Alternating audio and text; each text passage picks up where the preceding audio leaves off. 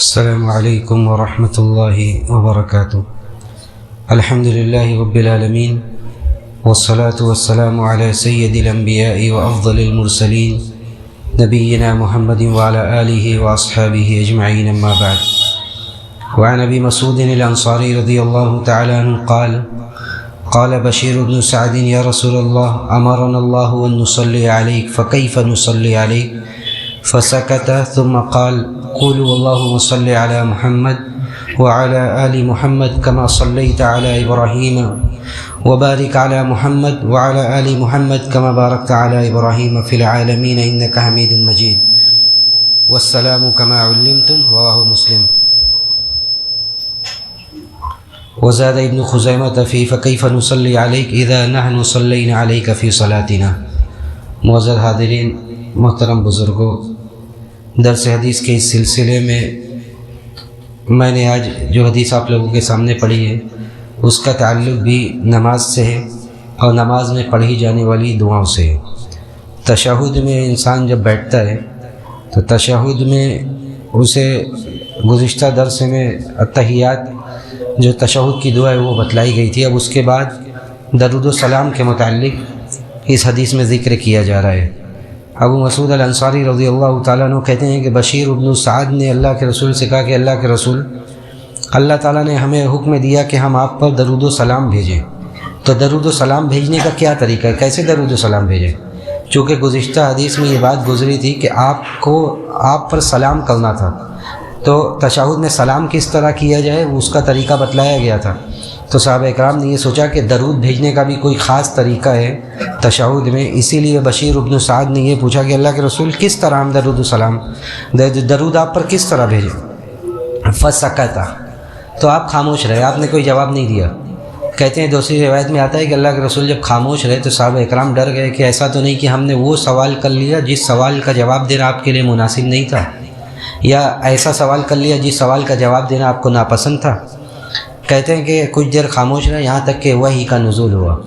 روایات میں آتا ہے، طبرانی وغیرہ کی روایت ہے کہ وحی کا نزول ہوا اور آپ کو یہ سکھلایا گیا اور آپ نے یہ بتلایا کہ اس طرح درود و سلام بھیجو جس طرح یہ صیغہ وارد ہوا ہے۔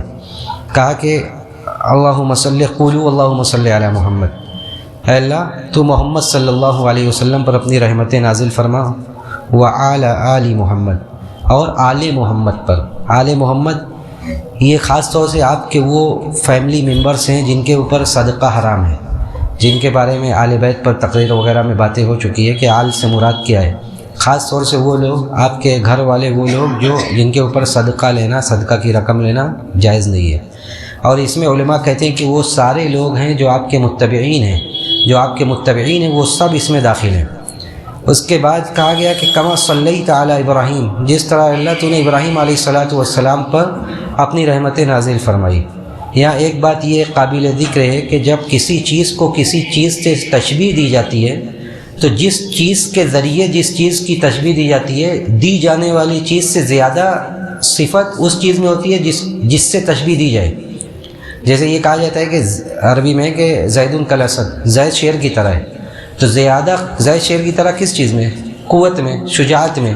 تو زیادہ قوت کس کے اندر ہے، زید کے اندر یا شیر کے اندر؟ شیر کے اندر زیادہ قوت ہے۔ زید کو اس سے تشبیہ دی جا رہی ہے کہ زید قوت میں، شجاعت میں شیر کی طرح ہے۔ تو یہاں گویا کہ زیادہ قوت اور زیادہ شجاعت وہ شیر کے اندر ہے۔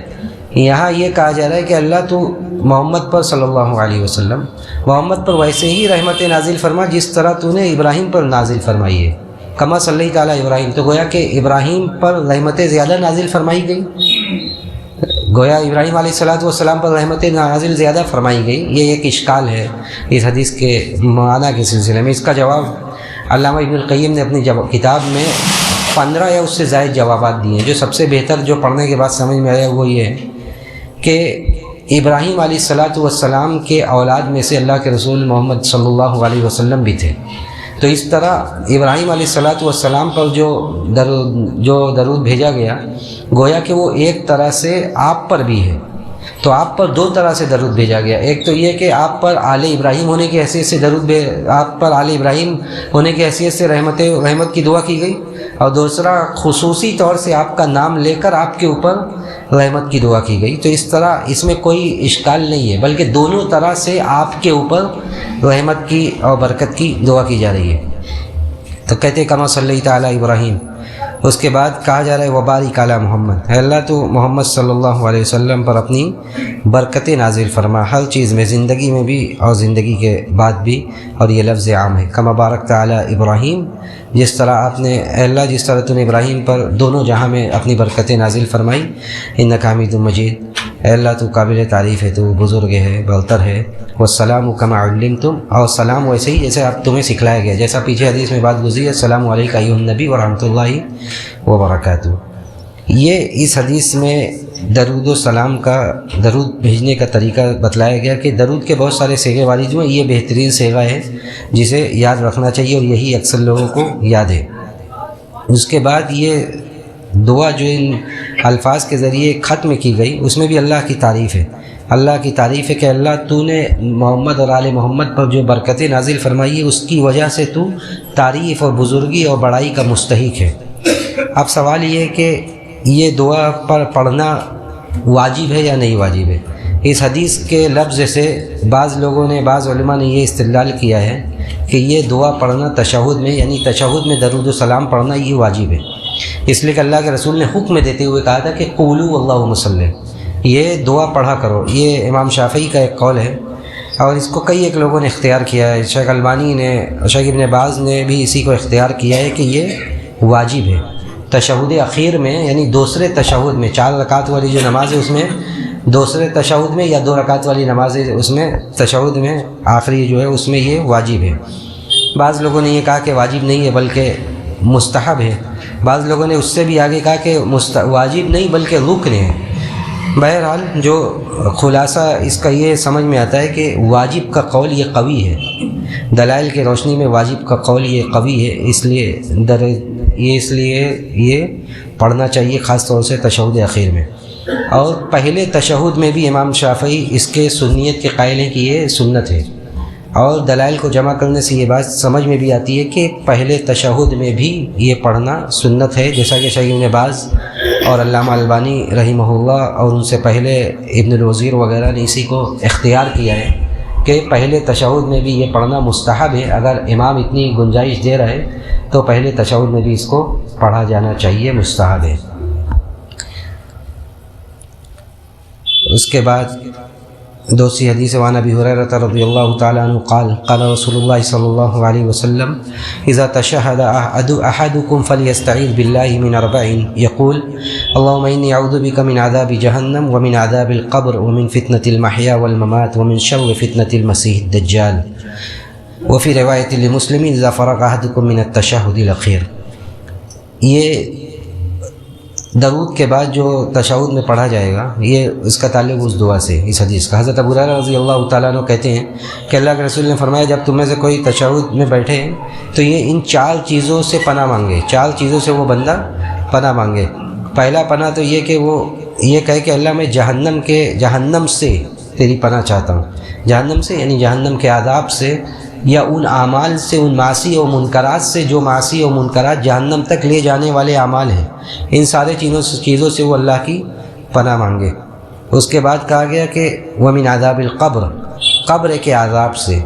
دیکھیے قبر کے عذاب سے مراد یہ ہے کہ وہ اعمال جو قبر کے عذاب کا سبب بنتے ہوں، یا قبر کی زندگی سے۔ اور قبر کی زندگی یہ برزخ کی زندگی مراد ہے کہ انسان کی موت سے لے کر جب تک کہ قیامت قائم نہ ہو جائے، وہ اس زندگی کو برزخ کی زندگی کہا جاتا ہے، عذاب قبر جسے تعبیر کیا گیا ہے۔ اس کے بعد ومن فتنة المحیا والممات، زندگی اور موت کے فتنوں سے اللہ میں تیری پناہ چاہتا ہوں۔ زندگی کا فتنہ کیا ہے؟ زندگی میں بے شمار فتنے ہیں جس کو آج کے زمانے میں گنانے کی ضرورت نہیں ہے۔ طرح طرح کی آزمائشیں، طرح طرح کے شکوک و شبہات انسان کو اپنے گھیرے میں لیے ہوئے، ہر طرح کے ہر زمانے کے الگ الگ فتنے ہوتے ہیں۔ آج کے زمانے کے بھی متعدد فتنے ہیں جو انسانوں کے دین کے لیے خطرے بنے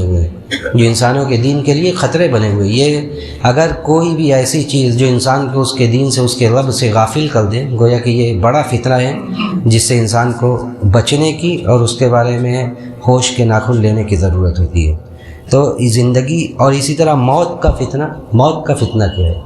موت کا فتنہ علماء نے کہا کہ اس سے مراد یا تو احتضار کی گھڑی ہے، احتضار کی گھڑی یعنی آخری وقت جب انسان موت کے قریب ہوتا ہے، وہ وقت ہوتا ہے کہ شیطان انسان پر حملہ کرنے کے لیے بالکل تیار ہوتا ہے، کیونکہ اسی پر آگے کی زندگی کا مدار ہوتا ہے۔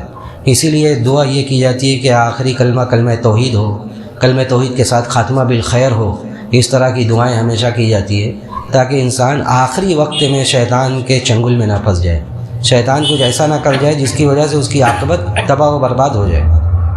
تو یہ بھی مراد ہے کہ شیطان آخری وقت میں انسان کو گمراہ نہ کر دے، اس لیے وہ کثرت سے خاتمہ بالخیر کی دعائیں کرتا رہے۔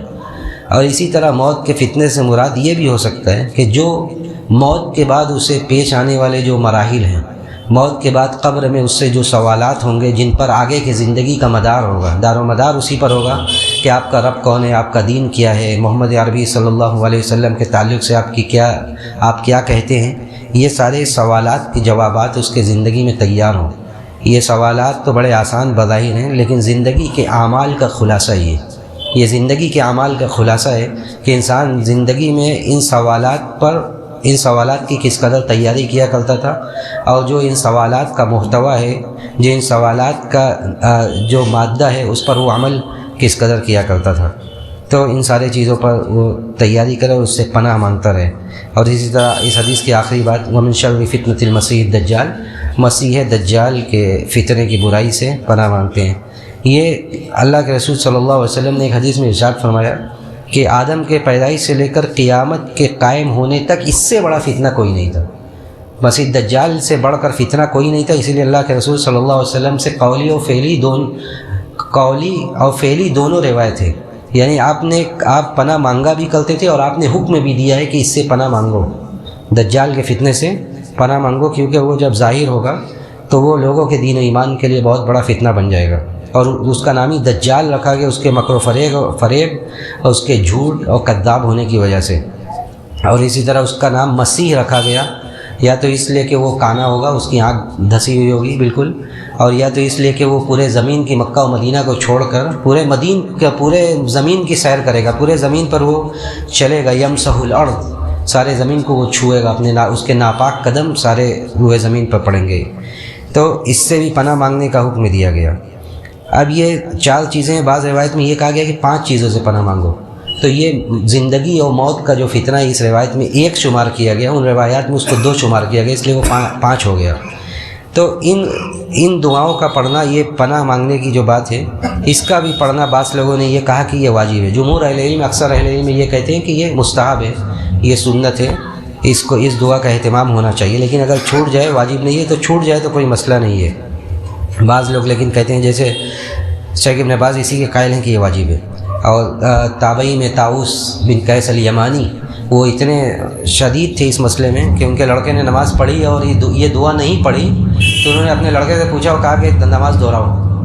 بہرحال اس لیے اس دعا کا بھی اہتمام ہونا چاہیے، اور اس کے بعد جو دعا آ رہی ہے انشاءاللہ اگلے درس میں، اس کا بھی اہتمام ہونا چاہیے، اور نماز کو اس طرح پڑھنے کی کوشش کرنی چاہیے جو اللہ کے رسول صلی اللہ علیہ وسلم سے ثابت ہے۔